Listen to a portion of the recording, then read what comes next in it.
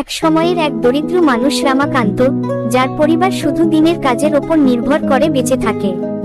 কাজ পেলে ভাত জোটে, না পেলে উপোস। কিন্তু হঠাৎ একদিন তার ভাগ্য বদলে যায় যখন সে রাজার বাড়ি যায় রাজার মেয়ের জীবন বাঁচাতে। এক ভয়ঙ্কর ও অসম্ভব মিশনে। রাজার মেয়ে জীবন বাঁচাতে ভয়ঙ্কর ভয়ঙ্কর জঙ্গল পাড়ি দিয়ে অলৌকিক ফল আনতে হবে তাকে, যে ফল খেলে রাজার মেয়ে ভালো হবে। সে কি পারবে এই ফল আনতে?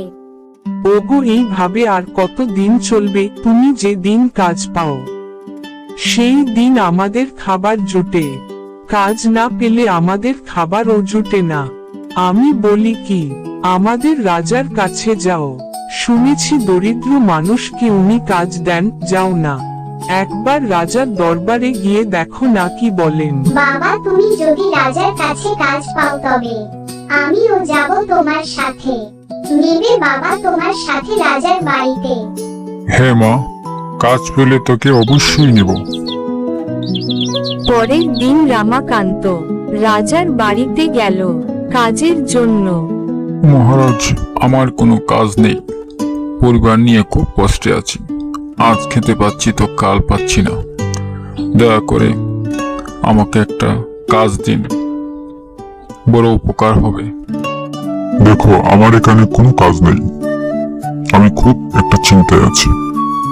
তুমি কাল এসো, তোমার সাথে কথা বলবো। মহারাজ, কি চিন্তায় আছেন আমাকে বলতে পারেন? শুনবে আমার দুঃখের কথা? তবে আসো আমার সাথে। আমার একটি মাত্র মেয়ে অনেক দিন ধরে অসুস্থ, ডাক্তার কবিরাজ সব দেখিয়েছি, কিন্তু কোনো কাজ হয়নি। এক জ্যোতিষী বলেছে এইখান থেকে অনেক অনেক দূরে একটা পাহাড় আছে, সেই পাহাড়ে একটা ফলের গাছ আছে। সেই ফলের গাছ থেকে একটা ফল ফিরিয়ে এনে আমার মেয়েকে যদি খাইয়ে দিতে পারি, তবেই আমার মেয়ে ভালো হয়ে যাবে। কিন্তু সেই পাহাড়ে যেতে 5-5টা জঙ্গল পাড়ি দিয়ে যেতে হয়। প্রত্যেকটা জঙ্গল ভয়ানক ভয়ানক ভয়ঙ্কর জীবজন্তু পাওয়া যায়। আরেকটা জঙ্গল নাকি ভূত আর জিনের আসর সব সময় বসে থাকে। যে এখানে যায় সে নাকি আর ফিরে আসতে পারে না।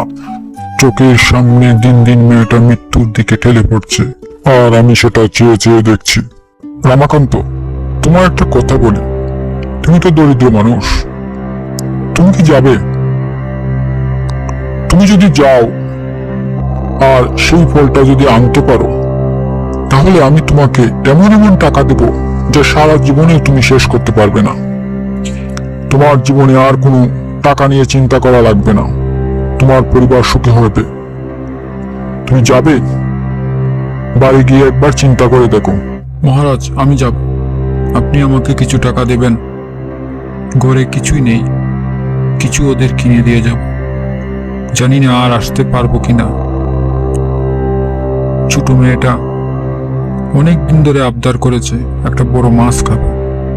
মহারাজ, কিছু টাকা দিবেন, ওর জন্য শেষবারের মতো একটা মাছ কিনে দিয়ে যাই। হ্যাঁ, অবশ্যই দেবো, নিয়ে যাও টাকা। বাবা, আজ এত বড় মাছ এনেছো, আজ বড় মাছ খাবো, মজা করে খাবো। মা, আজ বড় মাছ খাবো। মা, তুমি তাড়াতাড়ি রান্না করো। গিন্নি, আমি 2-4 দিন বাড়িতে আসবো না, তুমি আমার মেয়েকে দেখে রেখো। আর যদি আমি না আসি তবে আমার মেয়েকে কোনোদিনও কষ্ট দিও না। কাল সকালে আমি বাড়ি থেকে বেরিয়ে যাব। যদি ভাগ্য ভালো হয় তবে বাড়িতে ফিরে আসবো, আর যদি না হয় তাহলে আমার কথা ভুলে যেও। ওগো, তুমি কোথায় যাবে আমাকে বলো, আর কেনই বা আমাকে বলছো? যদি আর না আসো ওগো, তোমায় কোথাও যাওয়া লাগবে না, আমরা যেভাবে আছি সেইভাবেই থাকবো। গিন্নি, আমায় কিছু জিজ্ঞাসা করবে না, আমি মহারাজকে কথা দিয়েছি, কাল সকালে আমি যাবই। পরের দিন সকালে রামাকান্ত তার যাত্রায় রওনা দিল।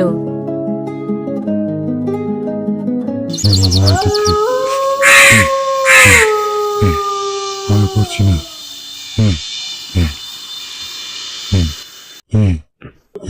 ভগবান বাঁচাও, বাঁচাও, ভগবান বাঁচাও, বাঁচাও, ভগবান। এই যাত্রায় বেঁচে গেলাম। সামনে যে আরো কত বিপদ আছে তা একমাত্র ঈশ্বরই জানেন। রামাকান্ত আবার সামনের দিকে হাঁটা শুরু করলো।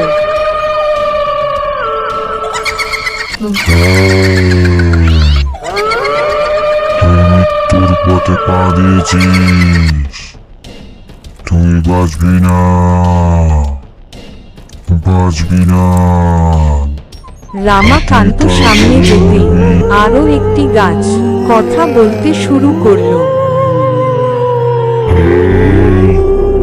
তুই যে পথে এসেছিস এই পথে আর কোনো মানুষ ফিরে যেতে পারে না। তোর নির্ঘাত মৃত্যু, তোর নির্ঘাত মৃত্যু। তুই মৃত্যুর দেশে এসেছিস। গাছ ভাই, আমি একজন দরিদ্র মানুষ। আমি জানি এই পথটা মৃত্যুর পথ, তবু আমি এসেছি। কারণ মহারাজকে আমি কথা দিয়েছি। তোর কথা বুঝতে পেরেছি, তুই একজন ভালো মনের মানুষ, অন্যের উপকার করিস। যারা অন্যের উপকার করে তাদের আমি কোনো ক্ষতি করি না। তুই যা, তাড়াতাড়ি যা। সকাল হওয়ার আগে তাড়াতাড়ি এখান থেকে বের হ, না হলে তোর উপর আরো বিপদ আছে। তাড়াতাড়ি যা। তারপর রামাকান্ত আবার হাঁটতে শুরু করলো অজানা পথে। এই তুই কে রে? কোথা থেকে এসেছিস? সূর্য ওঠার আগে এই জঙ্গল থেকে তাড়াতাড়ি বের হ, না হলে বাঁচতে পারবি না। সামনে আমার মতো আরেকটা গাছ আছে, সেই গাছে মানুষ খেয়ে ফেলে। তুই তাড়াতাড়ি বের হ। ধন্যবাদ গাছ ভাই আমাকে বলার জন্য। আমি তাড়াতাড়ি জঙ্গল থেকে বের হচ্ছি। এই বলে রামাকান্ত আবার হাঁটতে শুরু করলো গভীর জঙ্গলে।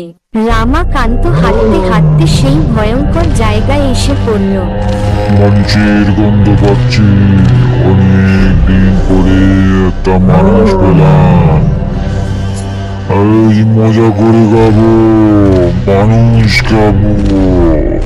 হে ঈশ্বর, আমি তো সেই গাছের সামনে এসে পড়ে গেছি। হে ঈশ্বর আমাকে বাঁচাও, হে ঈশ্বর আমাকে বাঁচাও।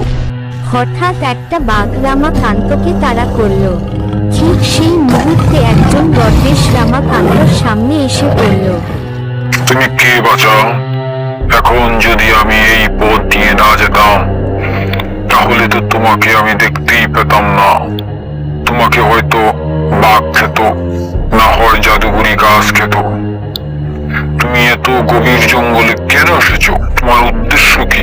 তারপর রামাকান্ত সব খুলে বলল। তখন দরবেশ বললেন, তাহলে তুমি তোমার গন্তব্যস্থানে এসে গেছো।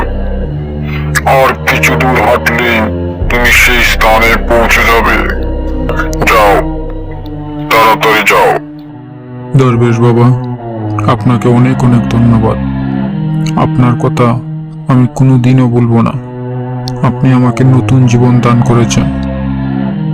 যাই দরবেশ বাবা, আমার জন্য দোয়া করবেন। অবশেষে রামাকান্ত 4 দিন পর জীবনের মায়া ত্যাগ করে সেই জায়গায় গিয়ে পৌঁছে সেই ফল আনলো রাজার মেয়ের জন্য। রাজার মেয়ে ভালো হলো। বাবা, এখন আমি পুরোপুরি সুস্থ। আমাকে কে ভালো করেছে বাবা? মারি, তোকে ভালো করেছে এই মহান ব্যক্তি। তার জীবনে সব মায়া ত্যাগ করে তোকে সেই ফলটা এনে দিয়েছে, যে ফলটা খেয়ে তুই ভালো হয়েছিস। আপনি আমাকে নতুন জীবন দান করলেন কাকা, আপনাকে অনেক অনেক ধন্যবাদ। রাজার খুশি হয়ে রামাকান্তকে অনেক অনেক সোনা হীরা মুক্তা দিল। রামাকান্ত জীবনের অভাব দূর হলো। এই গল্পে আমরা শিখলাম যে অভাবের তাড়নায় রামাকান্ত এক ভয়ঙ্কর যাত্রায় বের হয় রাজার অসুস্থ মেয়েকে বাঁচাতে, অলৌকিক ফল আনতে। জীবন আর মৃত্যু লড়াইয়ে ভরসা শুধু সাহস আর সংসারকে একটু আলোর মুখ দেখাতে।